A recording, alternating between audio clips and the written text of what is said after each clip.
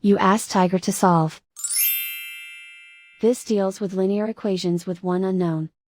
The final result is y equals -4. Let's solve it step by step.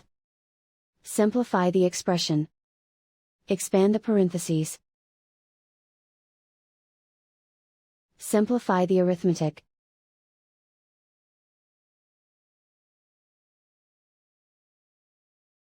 Group all y terms on the left side of the equation.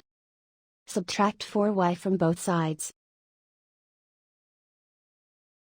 Group like terms. Simplify the arithmetic. Group like terms. Simplify the arithmetic. Group all constants on the right side of the equation. Subtract 33 from both sides. Simplify the arithmetic.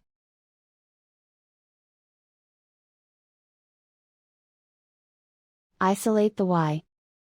Divide both sides by 6. Simplify the fraction.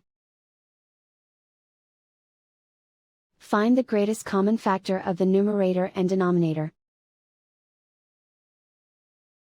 Factor out and cancel the greatest common factor. And so the final result is y equals -4.